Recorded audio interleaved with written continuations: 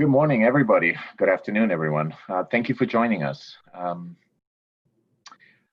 I would like to introduce myself. My name is Andrew Sidoli. I'm a licensed clinical social worker, and I have been working in behavioral health and with trauma, mental health, substance abuse for the last 20 years. I have been working with Frontline Responders in my community here in Salt Lake. And it's a great pleasure to be part of this wonderful panel of presenters. So I would like to start out with Battalion Chief Steve Kahn. Over 30 years of experience in emergency services, as well as 30 years as a critical care registered nurse.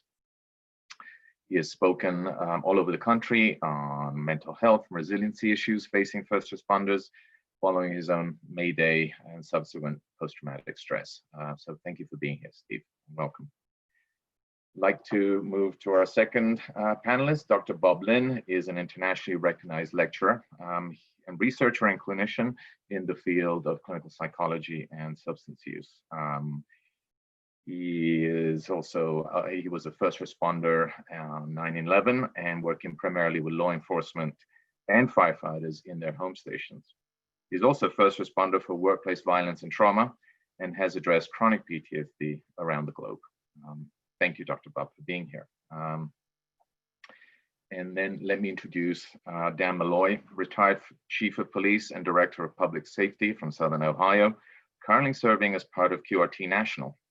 He is a certified law enforcement executive, graduated from the FBI National Academy, and has presented at the International Police Chiefs Association Conference, as well as the International Fire Chiefs conferences.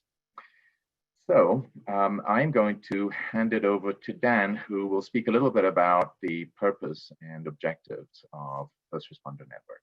Thank you. Thank you, Andrew. Thanks, Dr. Bob. Thank you, Chief, for joining us today. Thank you for everyone. The vision of the Frontline Responders Network was, simply to give you a little background, was a phone call between C4 leadership, Rick Almstrom, Jack O'Donnell, and then Dokon Oskin to talk about, do we think there's an opportunity to serve in the space of frontline responders and give them resources and tools and relationships that otherwise may not be available in this current pandemic. And as we talked about it, we really came to realize, and as so many of you on the call or so many on the meeting know, that as frontline operators, we have a tendency to put the needs of our own or the needs of our families to the side as we continue to jump back into the game, so to speak. We keep going to work, and we find our solace and our peace oftentimes in the comfort of our workplace. And this is different. And the current climate in the United States within the pandemic is something that we wanted to build resources and build opportunities for, like communities, like experts. So it didn't matter whether you were the chief or you were a third shift employee, or you were running the emergency department, or you were a peer outreach coach, or you were a clinician. You had a resource and a capability to engage people just like you. And so the creation of this platform in the Frontline Responders Network is built around engagement and opportunity to build relationships, to give whatever resources are necessary to the people that may need it. So whether it's this webinar setting, or it's a discussion forum that as users are in the system, they can ask questions to other users. And it may be as simple as a leave policy for reference to COVID-19. Does anybody have anything? And then you get that feedback from other folks that are out in the field with you. So whether it be law enforcement or fire or healthcare, or, like say within the peer recovery network or the clinician field or the treatment and recovery world, the reality is Frontline has a lot different look than it did maybe 6 months ago. And we want to make sure that we're available to provide resources to all the folks. So we envision through the relationship building and these opportunities to have engagement, that the users will drive future content and future opportunities to bring what we call experts together to answer questions and provide guidance and assistance to each other. And it's evolving. We wanted to launch 1st of May. That was the vision. We started having this conversation in March. but we realized we wanted to do it as good as we possibly can, but we didn't want to let great get in the way of good.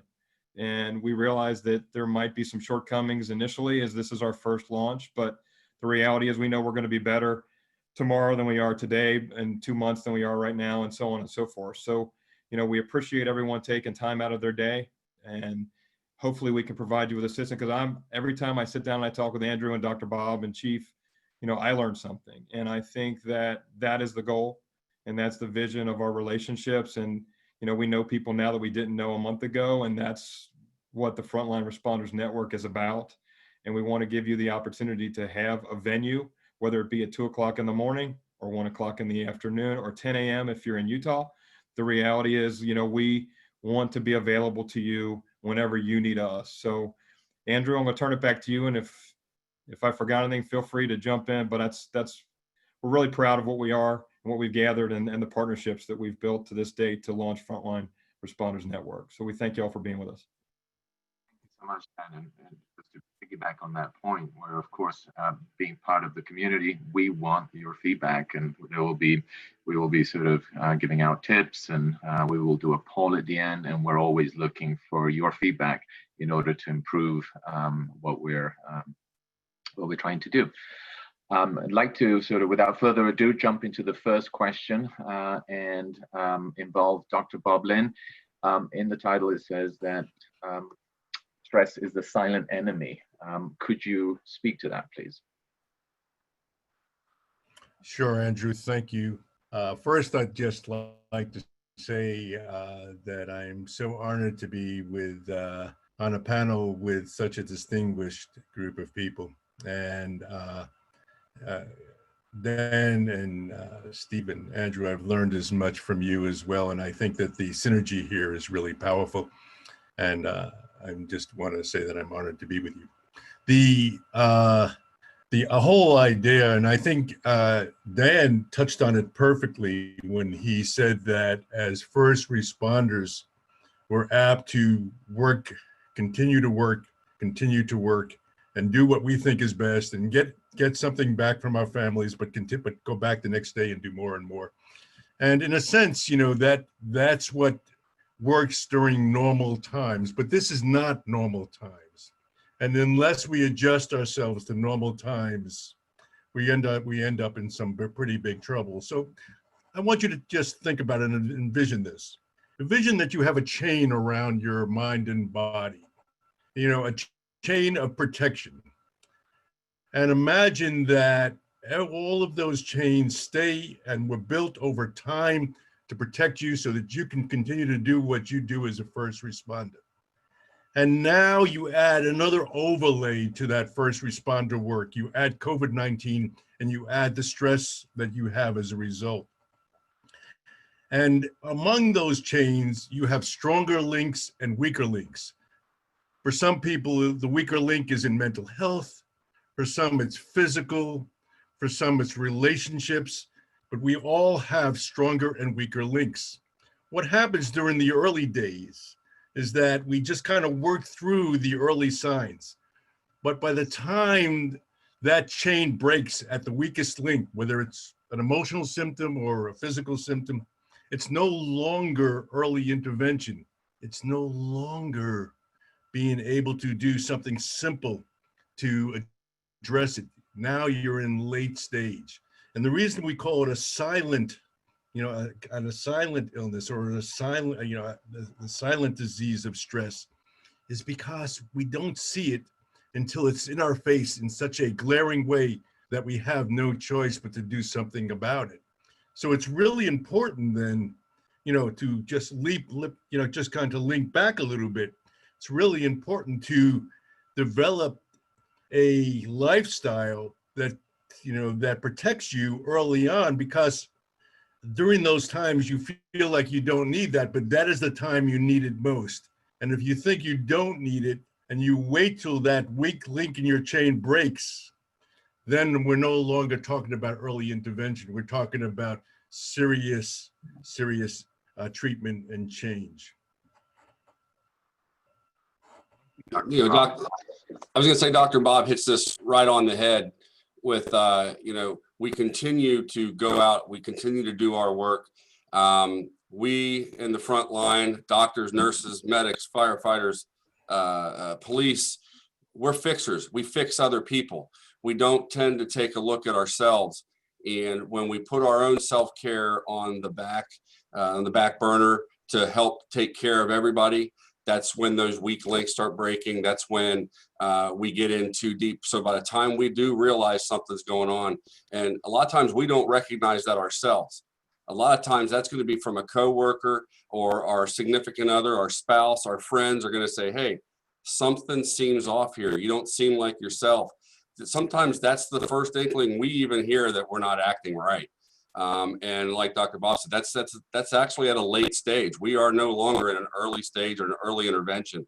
We are now approaching that period of time where we need to do something, and we need to do something now so things don't get worse. Steve, if I could follow up on that, I think that's where there's a constant theme in a lot of my conversations about the power and significance of leadership. And whether it's at the street level, frontline supervisor, or it's at the command level, we have to set the tone in the organization that it's okay to look at each other, whether it be as a shift partner, as a squad member, that we can say, we can talk about this, or I can, let me know, because it's a conversation we have with our family or our spouses. Significantors are, you need to keep me on track. You need to keep me, off the wrong direction. So, but organizationally, we have to know that we have to know our people. We have to work for them and not them working for us. We have to pay attention and listen and ask questions and be engaged, so we can we can recognize those, what we want to call oftentimes early warning systems, whether it be, how they talk to someone, or they're late for work and they never have been before. The way that they engage in their regular business is such a level, and now there's a transition. We need to pay attention to that, ask questions, and make sure we understand the good and the bad. We have to know our people. And again, whether it's the shine on their shoes, or the press on their uniform, or the time that they arrive in the parking lot to set up for work, all those things can be tells. But if your leadership doesn't care enough to pay attention and then ask about it, then we're failing. And I think leadership has a big piece in both points that Dr. Bob as well as Chief Khan made, is we have to be engaged for each other, and we have to take care of each other. Absolutely, thank you.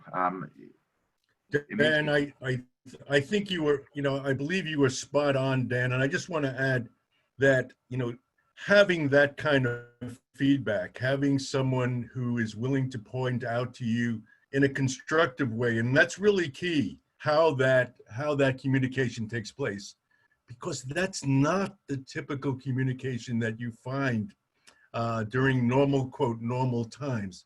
This is a new way of communicating, a new way of developing relationships. And I would suggest that it's not just for COVID. It's a new style of operating that I think is really important. I think it's a lesson we can learn here for the health of all of us moving forward, and particularly first responders, so that we need to model very supportive ways of addressing those kinds of symptoms without creating a defensive system, without creating a defensive context.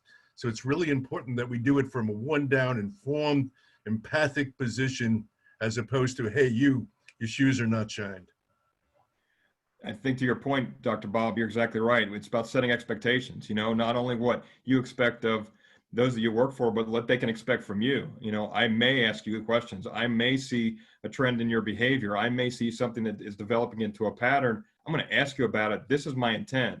My intent as a leader is not to find fault for you to create discipline, but it's because I want you to be successful. I want to find out what the issue is, what's necessary to fix it and make it better, and then we can move back to productive behavior, not just to say, why is the boss asking me about this? Am I going to get written up? No, he's asking me, or she's asking me, because you know what? They actually care about me, because the folks that are on the front lines are the most important asset in every organization. And we sometimes forget about that as we move up the proverbial ladder. We forget that those on the ground are providing us the ability to say, what a great organization we have.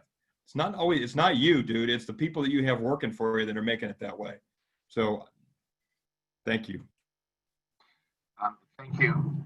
Can I just sort of jump in, because it makes me think that this is really moving from understanding the occupational hazard of being a frontline responder, and avoiding that sort of progression to workplace injury.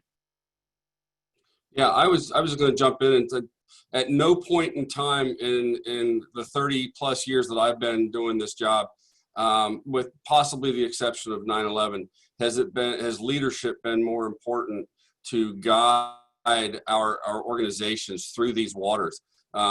Periodically throughout my career, we've had disasters, we've had line of duty deaths, we've had members become sick and unfortunately pass away. Family members have become sick, and each one of those incidents, takes leadership to steer the ship through these waters. But when you compound the amount of stress and the constant bombardment of information and signals and negative information and contradicting information that we're seeing in the media, just heightens everybody's stress levels. No other time has it been more important to have that strong leader stand there at that helm of that ship and lead us through this. Because like Dan said, our people are on the front lines. They're the ones making the runs. They're the ones interacting with our community. The leadership has to stay engaged with our communities to find out, are we performing? What else do you need? And they also have to listen to their organization, their membership, say, how are you doing? Whether it's mental health needs, whether it's, we just went through the whole period with childcare needs, or whatever we can do to make their jobs easier. So lessen that stress on our people on the front line. Thank you, Steve. How can we identify and seek resources for the increased stresses with the rapidly sort of changing needs of our communities? It seems that different parts of the country are sort of responding differently or under different levels of stress. How do we identify and find resources? I think in our region, we've been trying to be a little more proactive. Over the past year or so, it actually been kind of a grassroots movement within the fire and our police services in this region in identifying the resources ahead of time. We've identified certain clinicians that have a certain degree of interest in our professions, and they understand the special kind of crazy that we can be sometimes.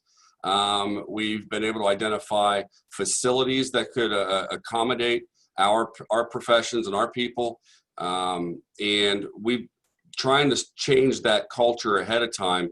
And again, that's been a grassroots movement from a peer support program all the way up into our organized EAPs. And then we've developed professional relationships with clinicians and facilities in case we had a member, police and fire, first responder, dispatchers. If they needed some additional help or some crisis intervention, we have paths already available for that. I'd like to just add to that, Steve. I think as typical, you're spot on. And, the whole idea of engaging stakeholders in the community and people that resonate with your particular challenges ahead of time is important from developing a safety net, but it even has a larger issue, or it has a larger payback. And that payback is that you're changing community attitudes. You're changing community beliefs. You're building a community of support around your folks that can not only help them during stressful times when they need help, but also help them during their daily lives, whether it's recreation, whether it's because it doesn't always have to be references to clinical folks or people who do treatment. It can be to folks who it can be to folks for recreation. It could be for folks for hobbies. It could be for other kinds of things, for off-duty kinds of activities for families and individuals that are ongoing. And all of that works is to build a network and a system in the community that supports the first responder. Well, what I hear from all this conversation is the reality is that we're human. And you know what, and Steve said it earlier, there's an expectation that, you know, all these different professions, whether you're in working in the ED, or you're within the medical field, or you're an outreach coach, or you're law enforcement or fire EMS, you're called upon to fill and fix and help and provide assistance. And you know what, we need it too. And we've always said that, you know, the collaboration that has been created through our response to the opioid crisis, and humbling ourselves to say from public safety that we don't know all the answers, but then bringing in what I always term smart people from all the different avenues and learning more about each other and having the opportunity to say, you know what, I don't know the answers, can really help us moving forward, because we already have these relationships developed, and we can look at people that can provide us assistance and build that collaboration, and understand that it's okay not to know. It's okay not to have all the answers, because when I come home at night and I look at my family, I've got a responsibility there that's as important as what I do on the streets. And the fact of the matter is, you know, they're counting on us, and we need to provide those resources and assets, and we can't put our ego in the way of trying to find out what the best part of that is. I was going to say, one of the things that you know, we've heard mentioned a few times throughout the dialogue here, is really one of the most important things, I think, that why we're talking right now, and that's our families. When we're dealing about the stress, we talk about the stress at the jobs and everything, but we also want to make sure that we're addressing the stress within our families. We know from experiences that when we have a line of duty death or a death of a coworker, that affects our families almost as much as it does us, especially little children. I will speak from experience from a particular incident that we had, that with the death of a firefighter, when all of a sudden our families, our children were questioning, you know, why does mom and dad have to go to work? Could this happen to them? We were very lucky to get some resources with our local children's hospital to get them engaged and activated to help out with families. And it's just, you know, we keep hearing this throughout the country with COVID. We're all in this together, but we've actually all been in this together forever. This is our families and our coworkers. We're all together. And we just have to take care of each other like family. Yeah, I couldn't agree more that, you know, and when I hear the word families, you know, we kind of get a, you know, it's easy to have a stereotypical idea of what families are like, because we need to also understand that the broader context of one's life is defined in a broad view of what families really are. And for some people, it's, you know, it's the wife and or husband and 3 kids, or 2 kids, 2.5 kids, whatever it is. But for others, it's very different. For others, it's either associates, friends, it's other kinds of people in their lives. And we need to understand that when we talk about the term families, we need to know that we are also talking about the broader context, other people in people's lives, people that are close to them, people that make sense. And for some folks, it's even their journey. So I think it's really, really important to understand that that first responders, and I hear this from both of you, and I think it's really important that first responders have lives that are really important, that have to be balanced, if you will, beyond, you know, with their work world. And you're right, Dr. Bob, families has a tremendous amount of context. And again, from that leadership perspective, it might be 6, it might be 20, it could be 54, if, you know, or it could be, you know, 137, or it could be 276, you know, and that specifically, those were different points in my career where, you know, you're responsible for different levels of people. And then you realize that the decisions that you make and the connections that you make and the relationships that you develop have an impact on not only you and your family, but that extended family, that if you truly care about them, you're going to do the right things with the right people, with the right direction and order. And those things, that's a tremendous amount of lift, and it's a tremendous amount of responsibility. But you know, you find the true leaders have a capacity as well as a willingness to, you know what, I need help, and I need the resources that are available to me to make sure that our people, my family, is taken care of. And I know that could be taken, the use of family can be used by, you know, a specific person in a supervisory position, and it's just not received as it's intended. But you have to earn that. It's about building trust in that relationship from the moment you start within your organization. So as you move through that chain of command, so to speak, they believe that you're true about your word. You know, you actually walk the walk and talk the talk. You don't just say what's in the moment. So that's an earned relationship. It's a respect, and it's a trust that's necessary to be able to have influence and make an impact in your organization. Thank you, Dan. I wanted to go back. Both you and Steve have talked about leadership. Steve was talking about his experience in the sort of grassroots movement, and Dan, you're addressing leadership. How can a frontline responder become a leader in his sort of family, in his family group, and become an advocate and sort of create these opportunities to change culture? You know, I believe that the true leader is the one who leads side by side, not from one down.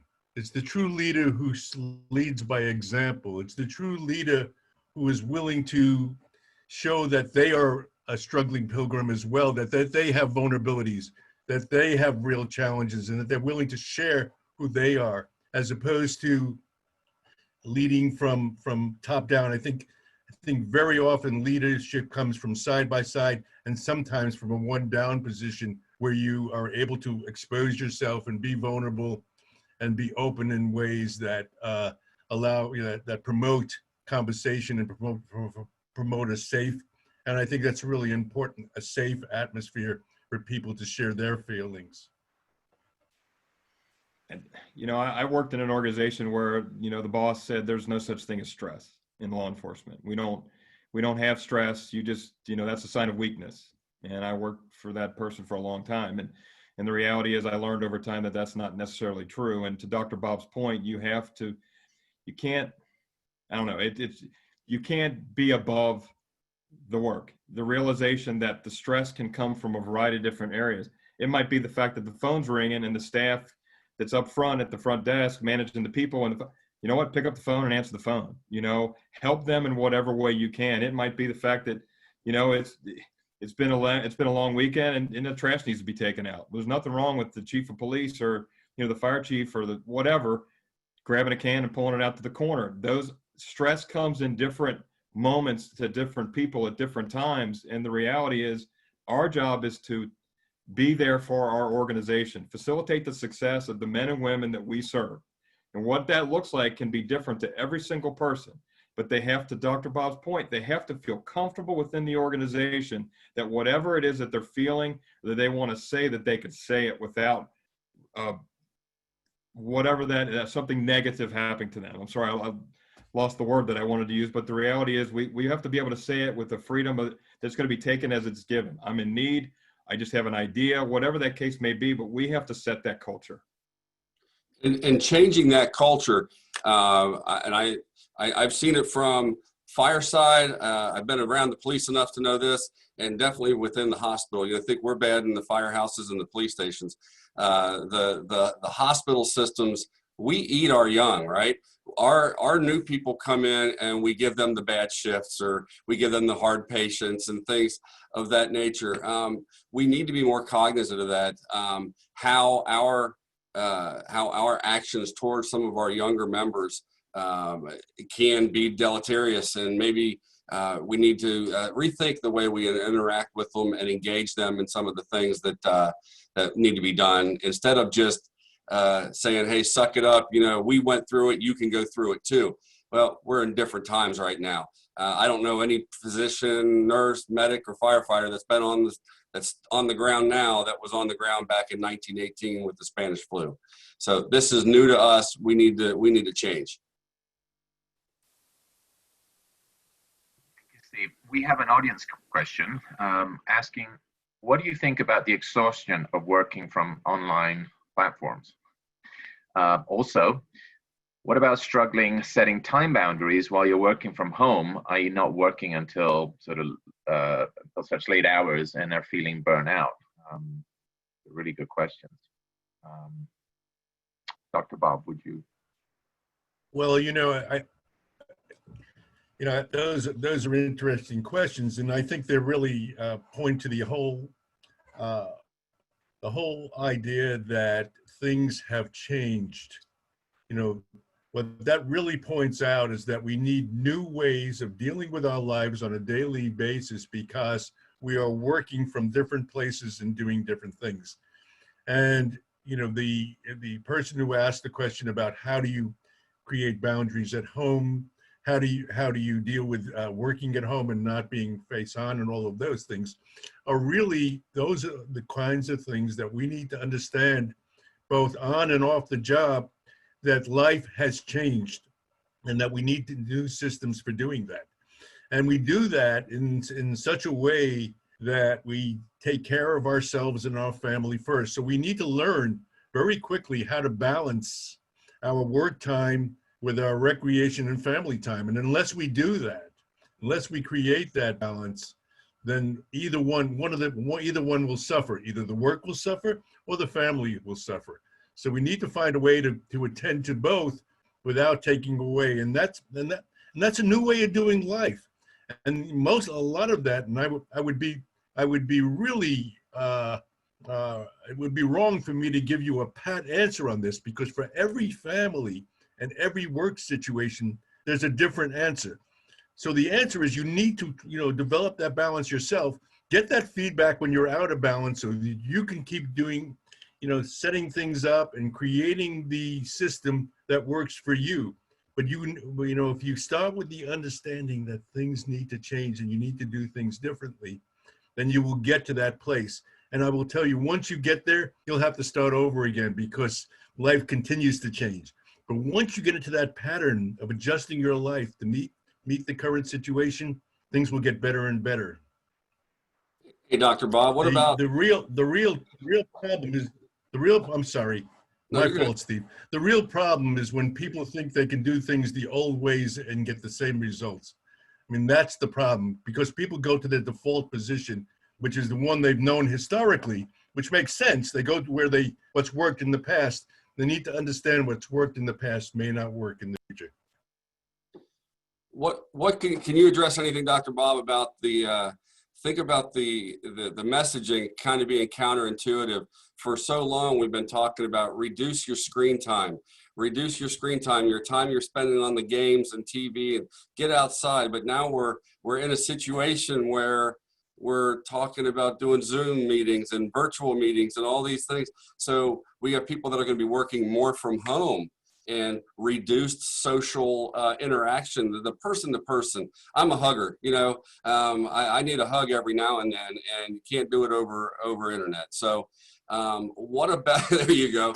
What about that counterintuitive messaging, reduce your screen time, but I need you on the screen for 6 or 8 hours. Obviously fire, police, nurses, doctors can't really do a whole lot of virtual work. But I see a lot of teletherapy coming around. How are we taking care of them, and how do we address the screen time issues? Yeah, it's really interesting, Steve, and everyone else. It's a game changer, and you're right. It's counterintuitive, and the fact that it's counterintuitive really says that we need to. It's the signal that the old rules no longer work.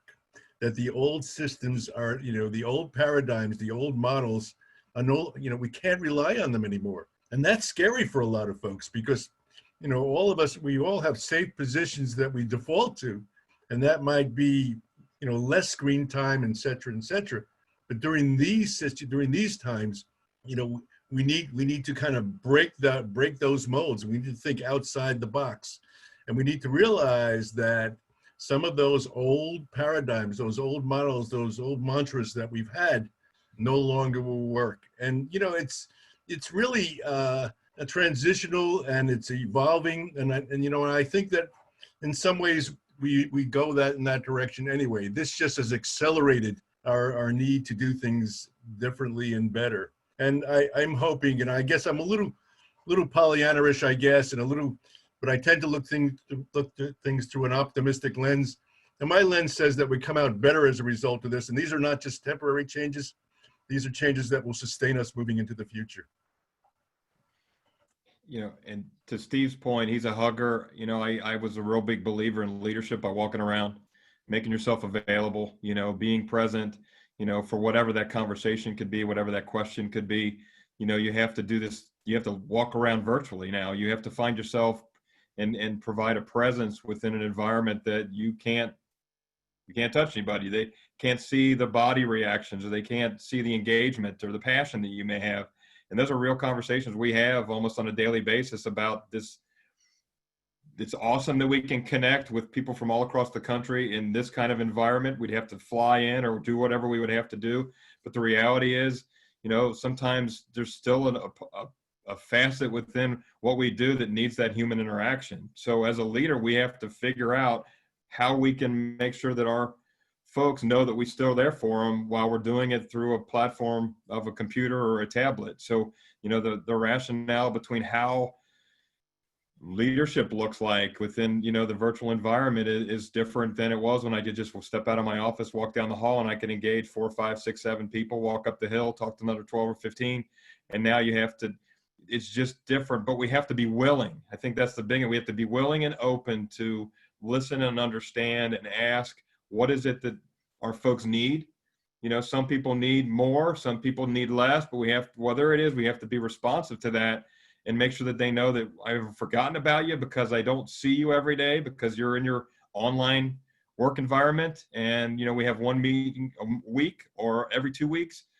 I have to make sure that you know that I'm still engaged with you and I still care about you enough to worry about whether you're having success or, you know, are you dealing with that work from home issue when you have 3 children that are also trying to be taught school while you're working from home because you don't have the teaching? You know, all these things that have happened during the COVID environment are real. And again, we go back to our original, why is it a silent enemy? Because it can come from anywhere. And it's, again, we always, when Steve and I would talk in the past, you know, the threat was either from the end of a gun or from the, you know, it was colored by fire. And now it's silent and it's everywhere, and it can be in any type of situation. And the reality is stress is so more prevalent than it was. And it's, which is hard to believe you can say that, but it's just in any call that we respond to, anyone that walks in the door of the ED could be a threat with the COVID pandemic being real. And our men and women serving have to process that, handle it, and then take it home with them. And we just need to understand that, you know, how do we as leaders make sure we take care of them? Yeah, I think that's point on again, Dan. And you know, it brings up another paradox that first responders have to face.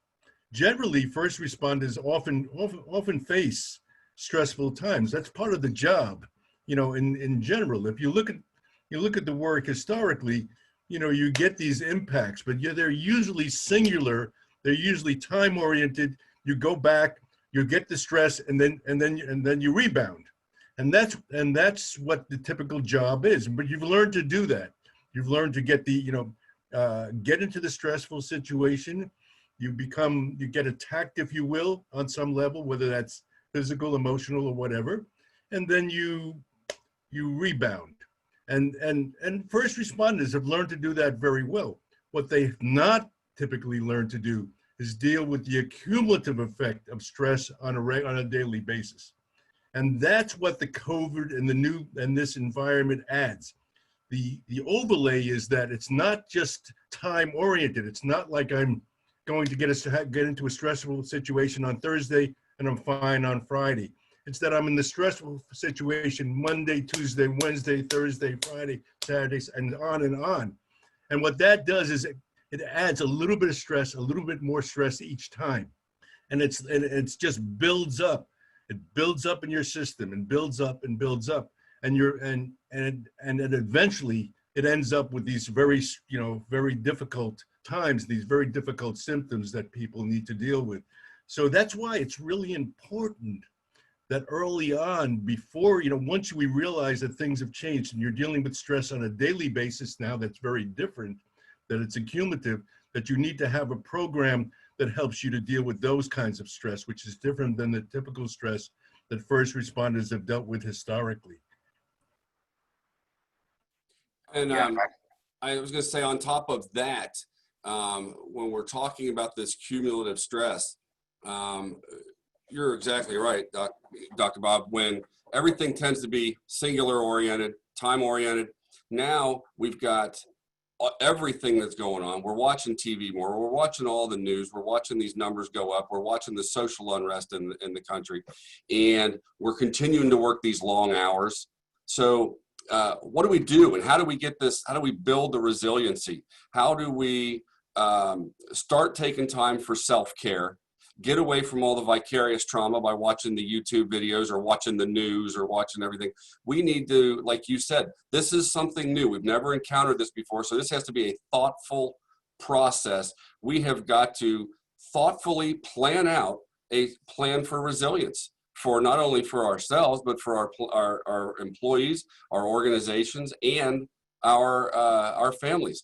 And throughout some of our planning meetings, Dr. Bob brought this up, there isn't one plan fits all. Some people might love to run and might love to go out and work out.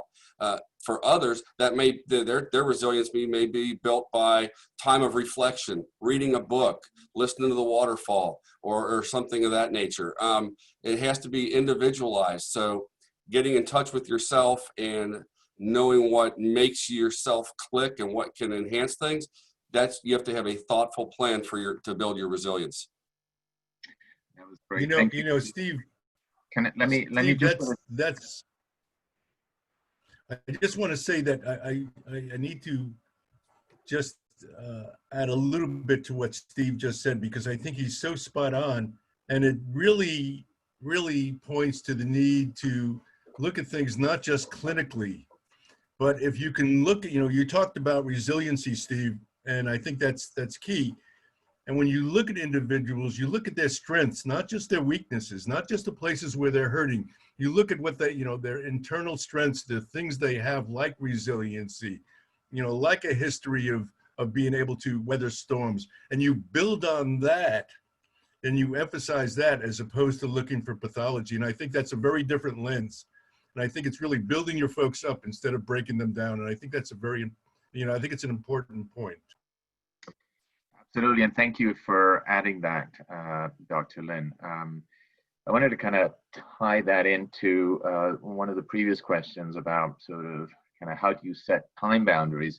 I mean, it does seem that recognizing the issue and your ability to reflect and keep the sort of pulse on where your stress levels has to be the starting point.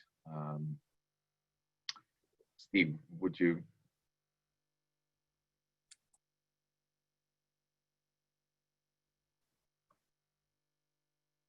Steve, you're on mute. Oh, there you go. See, I'm overcome. Andrew, can you go ahead and repeat that again? Just talk about time restraints. Absolutely. In terms of building resilience, or in terms of setting boundaries with sort of time, living at home, working from home, with families, all these sort of increased stressors. How do we kind of build our resilience? I suggested that perhaps sort of recognizing our stress levels is a really good starting point, and wanted to give it over to you.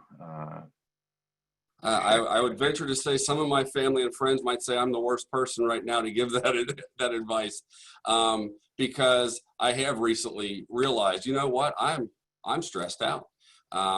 So it takes more than myself, or it takes more than one person to plan this. Because like I said earlier, you may not realize it until it's too late that you're starting to be stressed out. In my case, my family, my wife is very in tune with what's going on. So she has no problem sitting down and saying, okay, now we need to work on something. So whether it's working out, whether it's doing some type of physical activity, or saying it's okay to sit down and binge on Netflix for a day, or it's working together, setting goals with your family, setting expectations, and getting that feeling that it's okay to have a day where you're stressed out and you just need to take that break, and you start building on that. Inside the organization, it's time to take a look at policies and procedures, and we can't do the way we did it 10 years ago, 15 years ago, because time is different. If people do have a chance for some downtime, think about your nurses and your doctors who have been gowned up for 12 hours at a time, and they might need a break. Give them a break. This next shift they come in, don't make them take care of those patients where the isolation and all that. We have to take care of them by paying attention to the types of patients we're dealing with, the types of runs our people are making, and as far as law enforcement, the types of details they're being sent out on. Maybe we can help each other out a little bit more in that respect. Yeah, Steve, you're right. But what I think about, and we've talked about this, families many times, and I think we have to be open as an organization to the welcoming of our families to have these conversations, because I think back to my 30+ year marriage and in my family, that was something as I learned very early on, is I don't share these things with my wife, because they're some bad things. And but what you're talking about is we're asking more of our spouse and our loved ones to accept what we're going through and help us through. So we have to teach that. We have to teach that internally, but we also have to let them know that this is what the organization is about. We need to welcome the fact that when my family walks through the front door, that they're welcome. They don't turn them away because that's not somebody that, they're not inside the inner circle, so to speak.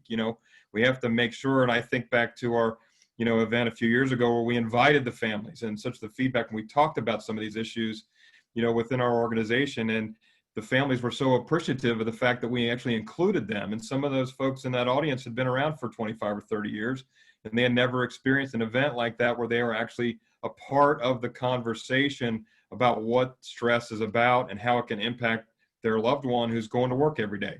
Because now, as a parent of a young police officer, honestly, I never worried about myself, but I worry about him every time he goes out the door. And I understand what my wife feels with the stress she feels for 30 years when I was doing those kinds of things, because I feel it right along with her. And these conversations, that family network is a powerful one as we move forward.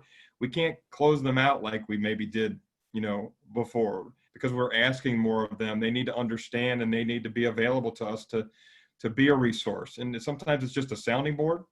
And because, oftentimes the people closest to us get the biggest, load, because we know that they keep coming back. So, and we try to keep that from them. Like we said earlier, we pull and keep things from our families as we continue to work. We're asking us to change the way we do business, and it is a long, slow change, but a change can start.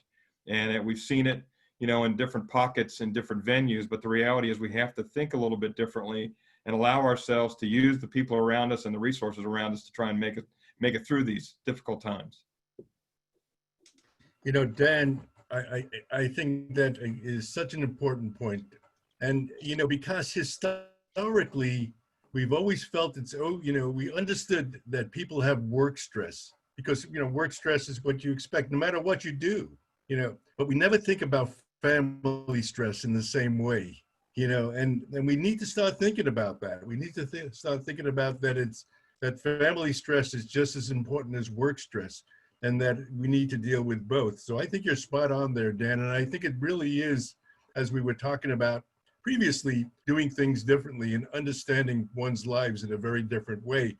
And when we start to think about family stress, and then the workplace becomes real sensitized to that, and really understands that, and really is willing to give way in the sense of saying, hey, I know you have a life at home. I know I have, when I give you assignments, when I do things, I need to be sensitized to that as well. Then we begin to get, system changes. Dr. Bob, we have a question about additional stressors that minorities and women may have in the field, and what are some suggestions for coping with that? You know, when you talk about additional stresses for minorities and for women, you cannot only speak about those stresses within the contemporary context, the context of today. If you don't look at the historical piece that minorities that not just minorities, but that people of color, that women, you know, that other people who have been living under this kind of stress. I mean, they're already at the edge. They're already been pushed to a place, you know, that's much closer to the abyss. You know, for many folks, they're starting in a much safer place. These are many of these folks are not starting in a safe place. They're starting in a place where they're dealing with stress every single day, where stress has become part of their life. And then you add this on top of it. That's, you know, and you push them right off the edge. So you have to really be sensitive to that context, to that historical context and that everyday life, that people who, you know, who have that stress going on continually. And it's not just a COVID issue, but what makes, you know, it's an historical issue. It's an issue that needs to be dealt with systemically. But what makes it a COVID issue is when you lay the COVID on top of that, these people become much more vulnerable and much more symptomatic than folks who've started in a safer place. The things that do, when I hear that, the things that jumped out at me is open and willing. You know, we have to be open to the conversation. We have to be willing to listen and shut up and stop talking. And because, you know, I don't understand what it feels like to live as a minority. I don't know what it feels like to live as a woman. I have to listen and try to understand so I can better serve. And these conversations sometimes are difficult. They're uncomfortable. We get asked questions that we don't know the answers to. But we have to be proactive and engage, because if we fail to engage and we continue to pull back, distrust continues. We have to build trusting relationships, and we have to be willing as leaders. I know I keep saying that word, but a true leader is willing to step into an uncomfortable spot and engage and listen, and then think about and bring people together to determine what the next stage is and what our action needs to be. Again, it's easy to stand up and have all the answers when it's something comfortably. But the reality is we have to engage and we have to work with our community to help them understand and help us understand what our community moving forward looks like. And those trusted relationships are powerful in all of these things. And it's a trusted relationship with our community so they truly know us. And when we know each other as human beings, we have a tendency to give a little bit of the benefit of the doubt. But when we hold ourselves into a standard or hold ourselves to up or to a higher whatever, you know, you set yourself up for a big fall. You know, Dan, it's really interesting. I'm really paraphrasing. I don't own this comment, but I think it really is important. You know, and I've heard this said, and I agree with it, that the more uncomfortable the conversation is, the more powerful, the more you need to have it. And I think that when you're having those uncomfortable conversations, you're really, you know, it's a good sign that you're dealing with real issues at that time. You know, I talking about being uncomfortable. I've spoken a lot of places. I was invited last year to speak at the International Association of Black Firefighters. I was never more honored, never more humbled, and never more scared because I had to address my own vulnerabilities and my own feelings and my own things because some of the questions I received were so poignant, just like this one we have here. How do we address this? I can't speak on how it actually feels to walk in those shoes. Like Dr. Bob said, historically, we have to take this stuff into consideration and realize, you know what, we've got a historical problem. And if we don't consider the history with it, and we just try and dive in and try to fix something right now, we're not going to be able to take care of it.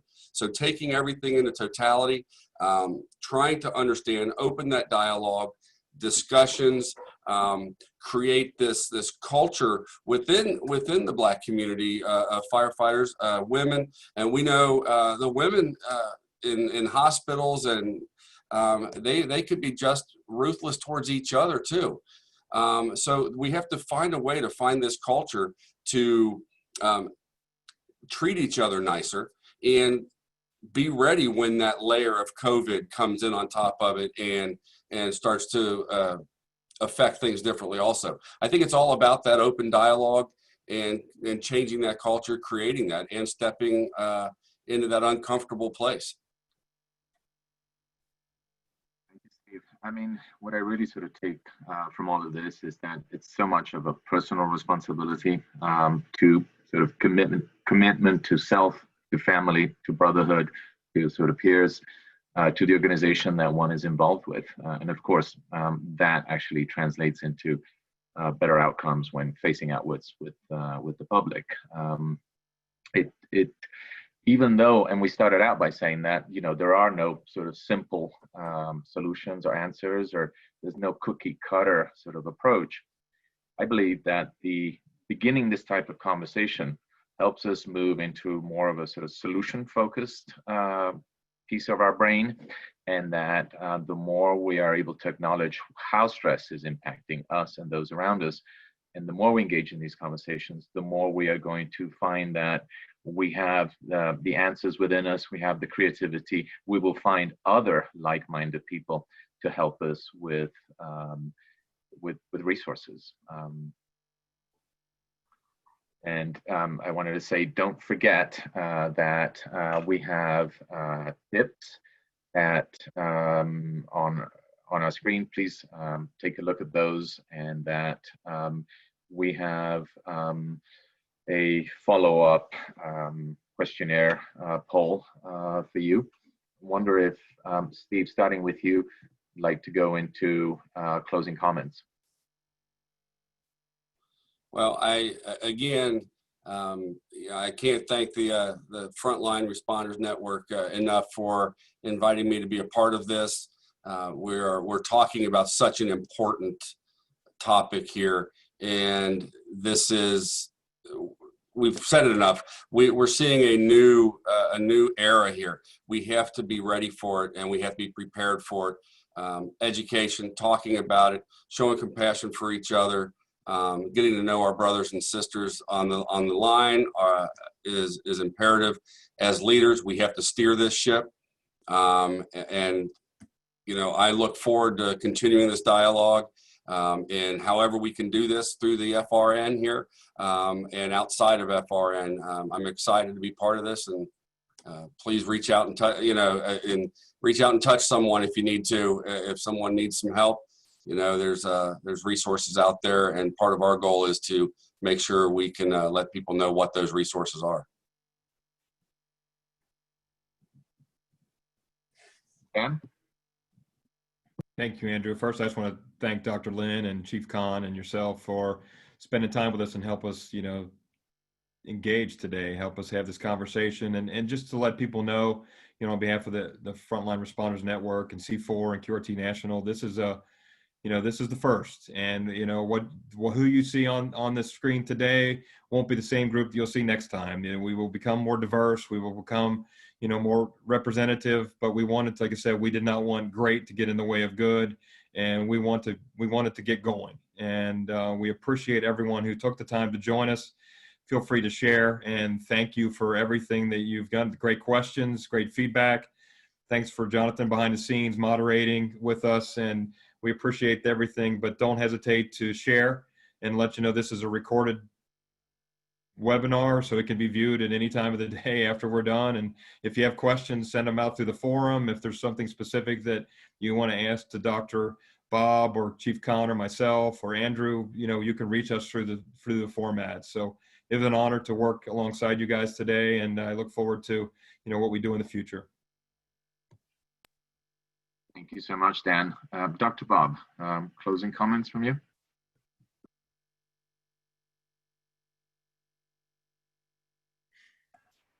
Quickly, I will say that, you know, I think everything's been said so well, and I don't want to, I'll just be gilding the lily if I was able to repeat what's been already said. But I will say that the key thing for me is that we need to recognize that we're all struggling with this, and no one has the answer. But if we struggle together side by side, then we can build a system that is a healthy one.